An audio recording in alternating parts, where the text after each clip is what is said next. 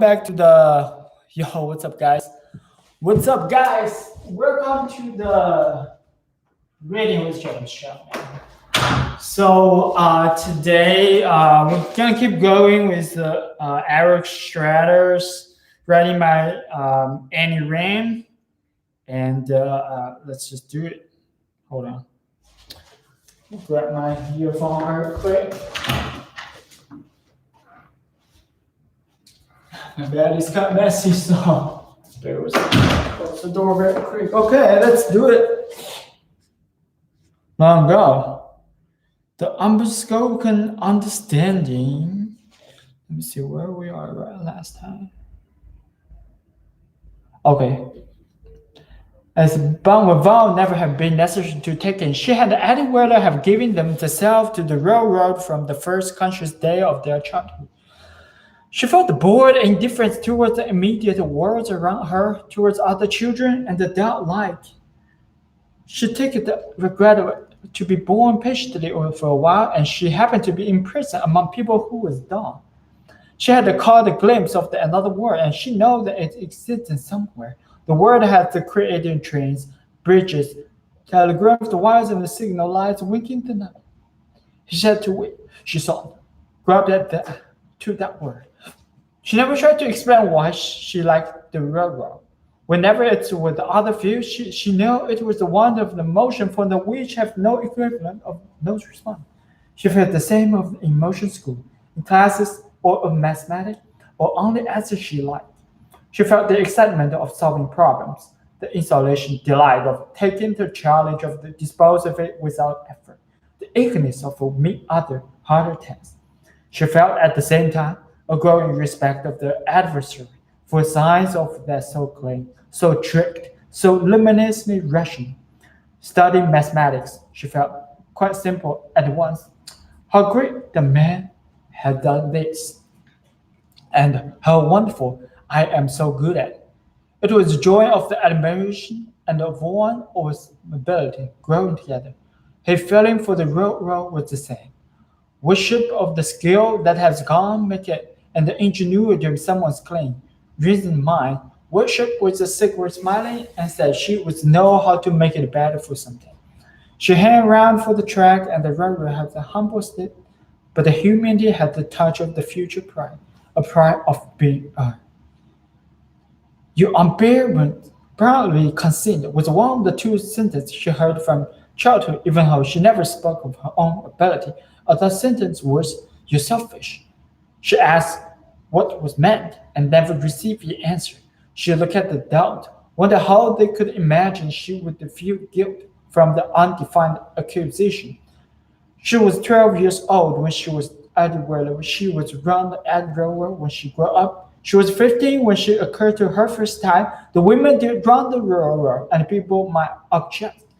To the hell with that, she thought, and never worry about it again. She went to work for Tacker Transport Continental at the age of 16. Her father permitted it. She was amused and a little curious. She started at the night operated at a small country station. She had to work night for the first few years and attend the College of Engineers. Jim Tacker began his career on his railroad at the same time. He was 21. He started the Department of Public Relations. Dagny rise among the men who operated Tacker Transcontinental was swift and uncontested. She took position of responsibility because there's no one else to take them. There was a few railman talent around her, but they was becoming rare every year. Her superior, who held the authority, seemed afraid of to exercise. He spent their time avoid decision, so she told people what to do. They did. At every step of her rise, she did the work alone before she was granted a title. It was just like an advancing through empty room. Nobody observed her. Nobody approved of her progress. Her father seemed astonished and proud of her, but she said nothing. But there is a sadness in her eyes when she looked at her in the office. She was 29 years old when he died, and when had been attacked to run the railroad was the last thing she said to her. He looked at her at the eyeglass. It has a quality of absolute of compassion together. The controlling stock of the truck was left to James Tacker. He was 34 when he was became president of the railroad. Dagny had expected the board of directors to elect him, but she had never been able to understand why they did so eagerly. They talk about tradition. The president had always been the oldest son of the Tacker family. They elected James Tacker in the same manner as they refused to walk onto the ladder to propitiate of some kind of fear. They talked to his gift of making railroad popular, his good press, his Washington ability. He sent the unusual skillful at the obtained favor of the legislature.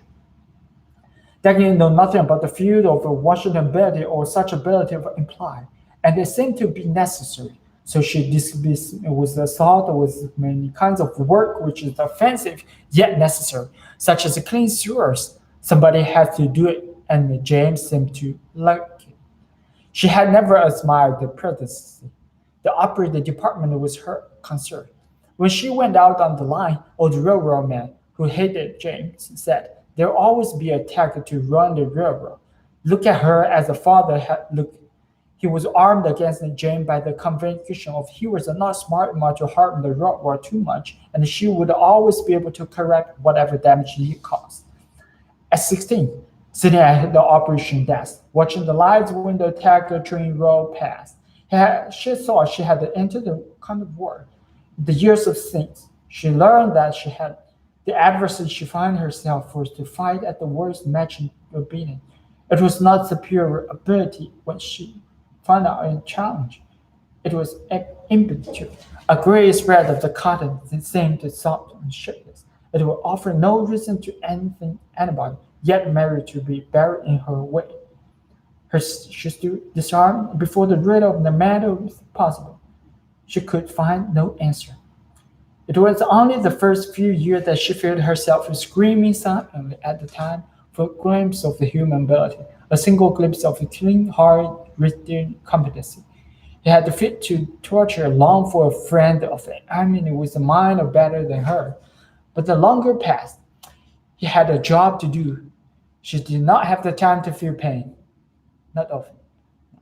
The first step of the policy of the James Tag brought to the railroad was the construction of the San Sebastian line.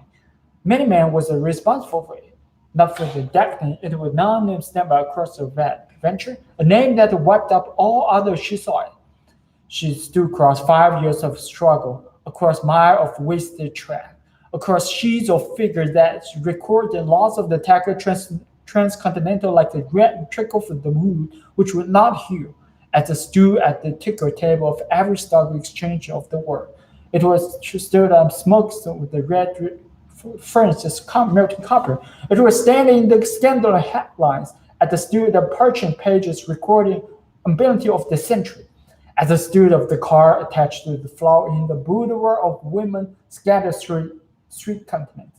The name was Francisco D'Anconia. At the age of 23, when he inherited his fortune, Franklin was famous as the copper king of the world. Now, at the 36, he was famous as the richest man and the most spectacular, worthless playboy on the earth. He was the last descendant of one of the noble family of Argentina. He owned the cattle ranch, coffee plantation, and most of the copper mine of Chile. He owned half of South America and sundry mines scattered through the United States at small change. When Francisco suddenly bought the Miles Brownsman, news leaked now that he had discovered vast deposits of copper. He made an effort to sell stock of his venture. The stock was buried out of his hand, and he barely chose those who wished to favor among applicants.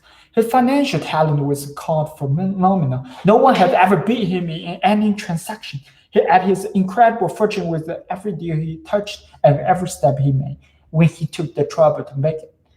The 2 centuries he most of the first seized the chance of dividing his talent towards a share of a new world.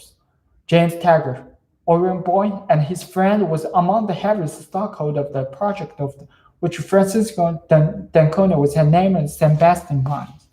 Dagny never but to discover what influence promoted James Taggart to build a railroad branch from Texas into widest San Sebastian. It seems like he didn't know himself. Like a field without windbreak, He seemed to open any current, and financial sum was made of chance. A few among the director of the Tiger Transcontinental objected to the project. The company needed to put all resources to rebuild the rail northern line. It could not do both, but James Taggart was the rail new president. It was the first year his administration. He won. The people's state of Mexico was eager to cooperate and signed the contract to guarantee the 200 years of property rights of Tiger Transcontinental to the railroad line to the country where no property right existed. Francisco and D'Antonio have abandoned the guarantee to his mind. Dagny fought against the building San Sebastian line. She fought for the men whoever to listen to her, but she was the only assistant in the operation department, too young, without authority, and no one listened.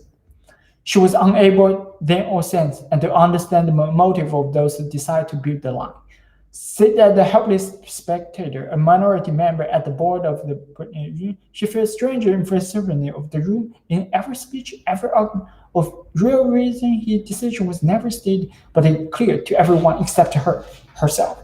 They spoke about the future importance of the trade to Mexico, about the rich stream of the fruit, about the large revenue assured the exclusive carrier of an inexhaustible supply of copper. They provide citing Francisco's Ancones past achievement. They did not mention any mineral factor about the San Sebastian mine. Few factors were available. The information was that Ancones has released not very specific, but they did not seem to be new fact. They spoke at the great length of the profit of the Mexican and desperate needs of the railroad. They have never changed. It's our duty to help an underprivileged nation to develop. A country, seemed to me, is a neighbor's keeper. She said, listen, and she saw the many branch lines which Tiger Transcontinental has made abandoned. The revenue of the great railroad has been falling slowly to many years. She saw the omni need of the Paris, omnis of the neglected system. Their policy on the problem maintenance was not policy, but a game they seemed to be playing with a political rubber that could stretch a little more. The Mexicans seem to me a very diligent people, crash their permitting how come industry now if nobody lend them a hand. We consider about investment, we should, in my opinion, take a chance on human being rather than the purely material factor. She thought of an engine that lay in the ditch beside the road northern line, had the spikes the bar had cracked. She thought about 5 days where the traffic stopped in road northern line because the maintainer had to collapse, pouring tons of rock across the track. Since the man must think about the good of his brother before he think about his own, it seems to me that the nation must think of its neighbor before it think itself. She thought of a newcomer called Alice White, who people was beginning to watch, because his activity first the trickle of the touring about the goods burst down the stretch of the Colorado. The rail northern line was being allowed to run its way into final collapse, and just when fully sufficient was about to be needed and used. Material greed isn't everything. There's no material ideal to consider. I confess to feel the shame when I think that we are a huge network railway while Mexican people have nothing but one to inadequate line. The old theory of the economic self-sufficiency has been explored long ago. It is impossible for one of the countries to prosper the mystery of the starving world. Okay, I think I reading pretty much a lot today, and hopefully it's helped you guys to see like how I catch up the sentence and by reading it. I will see you guys next time. Hope you guys enjoy that. Peace.